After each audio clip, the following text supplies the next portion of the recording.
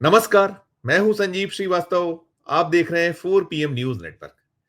मित्रों, अमेरिका के राष्ट्रपति डोनाल्ड ट्रंप ने मंगलवार तड़के भारतीय समय के अनुसार 3:32 पर सुबह सुबह यह ऐलान कर दिया था कि ईरान और इसराइल के बीच जो युद्ध चल रहा है उसे लेकर सहमति बन गई है। सीज फायर को लेकर सहमति बन गई है। फिर उन्होंने 10:38 सुबह फिर एक एक्स किया था और कहा था पोस्ट में अपनी कि अभी से सीज फायर लागू होता है, प्लीज इसे ना तोड़े।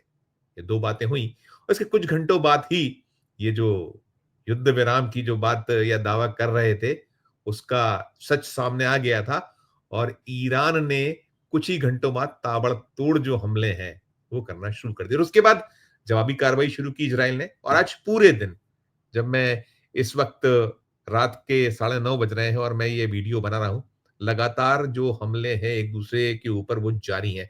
अब निगाह या नजर ये है कि अमेरिका का रुख आगे क्या होने वाला है, क्या हो सकता है। हमने आपको गत दिवस एक खबर दिखाई थी, बताई थी कि ईरान ने बहुत साफ कह दिया है कि यदि अब अमेरिका ने कोई हिमाकत की, उसके जो परमाणु ठिकाने हैं उन्हें कहीं निशाना बनाने का प्रयास किया, तो फिर अब मानकर चलिए कि अंजाम बहुत बहुत बुरे होंगे। और वो एक विशेष जो उनका ठिकाना है उसे लेकर उन्होंने कह दिया और उन्होंने ये भी कई संकेतों में साफ कर दिया था कि जो होर्मुज है, जो जलमार्ग है, जो खाड़ी में, उसे बंद करने का फैसला भी ईरान ले लेगा। और ईरान हर तरह के कदम उठा रहा है और हमने इसी से जुड़ी खबर बताई या दिखाई थी दर्शकों आपको। आपको थोड़ा-सा अटपटा लगा होगा, ठीक नहीं लगा होगा।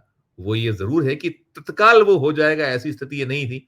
लेकिन ये साफ है कि जो क्रूड ऑयल है उसके दामों में अनाप-शनाप वृद्धि, जो ये अगर चलता है लगातार जिस तरीके का अब हो गया है कि अभी जो ट्रंप ने कहा सीज़ फायर, लेकिन मोदी जैसा यहाँ नहीं हुआ कि प्रधानमंत्री नरेंद्र मोदी ने तत्काल जो है सीज़ फायर कर दिया था, अनाउंसमेंट हो गया था और फिर ये कहा गया कि इसमें ट्रंप का कोई रोल नहीं था, वो एक अलग विषय है।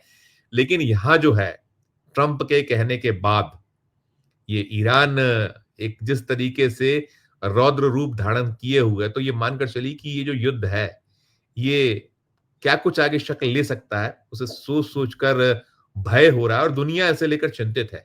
जब तड़के कहा गया था ट्रंप की ओर से कि सीज़ फायर, सहमति बन गई है, तो अच्छा लगा था। दुनिया ने राहत की साँस ली थी, चैन की साँस ली थी और ये भी निकल कर आया था, इज़राइल ने कह दिया था कि अब जो बंकर में हैं, जो लोग हैं, नागरिक हैं, वो निकल आएँ। लेकिन उसके बाद ईरान ने शुरुआत कर दी और अभी चल रहा है, अब बढ़ रहा है और अब निगाह नज़र, जैसा मैंने कहा, कि सबकी इस पर है कि अमेरिका का रुख क्या होगा। और जो मैं बात कर रहा था 4 पीएम की खबर की थी, होर्मुज़ की खाड़ी, होर्मुज़ का जो जल मार्ग है, यदि उसे लेकर ईरान रौद्र हो गया और ज़्यादा उसने कोई बड़ा कदम उठा लिया, तो फिर दुनिया में हाहाकार और बढ़ जाना, मचना तय। और सबसे बड़ा, यदि वो ईरान उस बटन को दबाता है, तो निश्चित तौर पर जो महँगाई का बम है, वो फूट पड़ेगा, फट पड़ेगा। और अभी जो है, दुनिया के जितने देश हैं जो सफ़र कर रहे हैं, उनमें भारत बहुत-बहुत ज़्यादा सफ़रर के तौर पर बार-बार उभर रहा है, सामने आ रहा है। वैसे ही हमारा जो पाकिस्तान ने एयर स्पेस बंद किया हुआ है और पाकिस्तान के एयर स्पेस को बंद करने के बाद अब जो ईरान में जो कुछ चल रहा है, उससे स्थितियाँ बिगड़ती चली जा रही हैं। ईरान का एयर स्पेस भी बंद है और जो भारत की जो अंतर्राष्ट्रीय उड़ानें उड़ानें हैं, वो बेहद प्रभावित हो रही हैं। कितनी सारी फ्लाइट्स कैंसल लगातार हो रही हैं, हम निरंतर खबरें दिखा रहे हैं। आप जो चाहे वो लंदन की उड़ान भरना हो या फिर न्यूयॉर्क जाना हो, कनाडा जाना हो, सैन फ्रांसिस्को जाना हो या और भी जो यूरोपीय देश हैं, वहाँ की उड़ानों के लिए बहुत पापड़ बेलने पड़ रहे हैं। जो भारतीय जो एजेंसियाँ हैं, जो हमारा विमान जो संचालन करने वाले जितने भी इस पूरे कार्य में शामिल हैं, उन सबको बेहद मुश्किलात का सामना करना पड़ा। और अभी तक जो खबर निकल कर आ रही है, जैसा मैं कह रहा हूँ कि 4 पीएम की जो खबर है, उसपे आंशिक तौर पर मोहर लग गई है। आगे तो बहुत सारा जो है होना है, यदि ये चलता रहा जैसा हमने उस खबर में दिखाया था कि कहाँ पेट्रोल के दाम किस ऊँचाई को पकड़ सकते हैं, कैसे जो डीज़ल है या और जो पेट्रोलियम पदार्थ हैं, कहाँ वो जा सकते हैं, उसको लेकर बहुत सोच-सोच कर विशेषज्ञों का ये कहना है कि यदि आज जो प्रति जो क्रूड ऑयल बैरल है, उसके दामों में 200-300% तक वृद्धि आने वाले समय में, तत्काल नहीं होगी, बढ़ेगा। ट्रंप ने वहाँ भी दादागिरी की है, कहा गया है दुनिया के देशों से कि कोई भी इस अवसर का लाभ नहीं उठाएगा। मोदी तो कहते हैं आपदा में अवसर ढूँढिए, लेकिन ट्रंप ने ये कहीं ताकीद दी है कि आप पेट्रोलियम पदार्थों के दाम नहीं बढ़ाएँगे। अभी इस समय जो दादागिरी चल रही है ट्रंप की, तो सहमे हुए हैं दुनिया के देश और भारत भी उसमें कहीं न कहीं शामिल है, शुमार है। हमने जैसा कहा कि हुआ था कि कैसे जो पाकिस्तान के साथ हमारा संघर्ष चल रहा था, उसमें हमने विराम दिया और कहा गया है कि ऑपरेशन सिंदूर खत्म नहीं हुआ है, जारी है। लेकिन जो जवाब देना चाहिए मोदी जी को वो नहीं दे रहे हैं। वो अपने जो विदेश मंत्रालय के छुटभइये हैं, सचिव जैसे लोगों को आगे कर रहे हैं, ना विदेश मंत्री कुछ उस बारे में वो बोल रहे हैं, ना और बड़े नेता बोल रहे हैं। मोदी तो बिल्कुल ही चुप्पी और खामोशी साधे और यहाँ भी जैसा कुछ है कि ईरान और इज़राइल के बीच में उनका बयान बहुत देर से आया। उन्होंने वो शांति की अपील की थी, अनुरोध किया था कि आप रास्ता निकालें, बातचीत करें, लेकिन ईरान मानने को तैयार नहीं है। ईरान हमारा दोस्त रहा है, लेकिन ईरान का एयर स्पेस बंद है, तो हमारी जो उड़ानें हैं ईरान के अलावा जो आगे जाइए तो इराक बंद है, सीरिया बंद है एयर स्पेस, फिर उसके साथ जॉर्डन का हम उपयोग नहीं कर पा रहे हैं।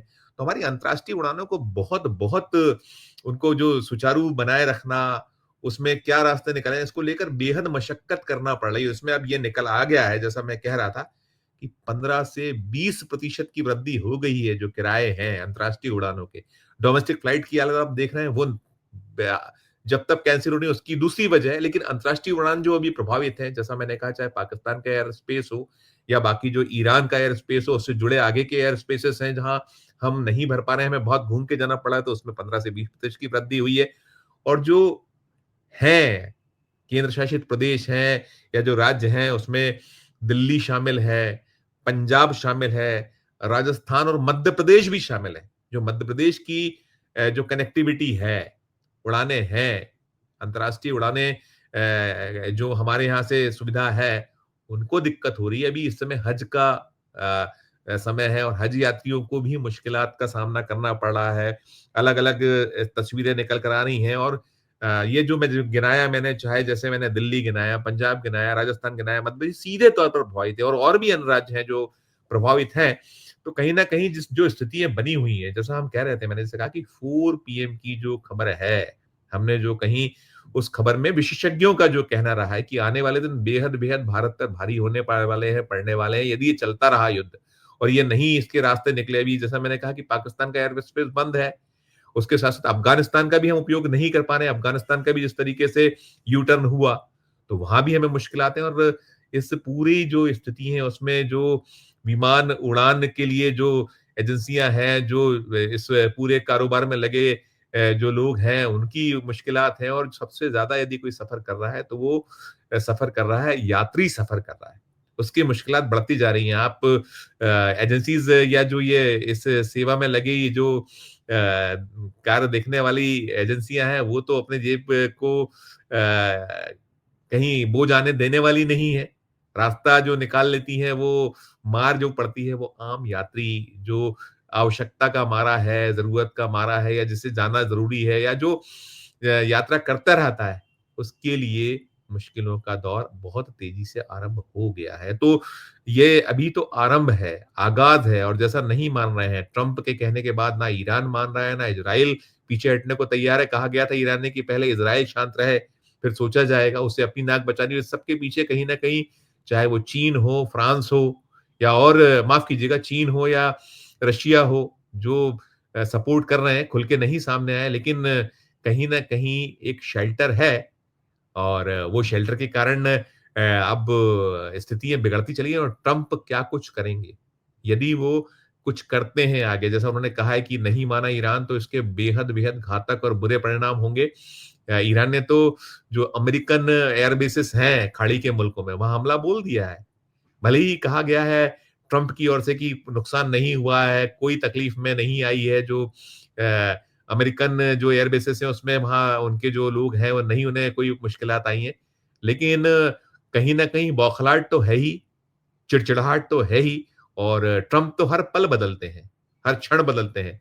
तो अब क्या कुछ होगा इसे लेकर चिंता है। जैसा मैंने कहा अभी मैं ये खबर बना रहा हूँ, फिर जो आने वाले जो घंटे हैं, आने वाला वक़्त है वो क्या कुछ रंग लेकर नया आता है, तो वो बहुत कुछ आगे तय करेगा।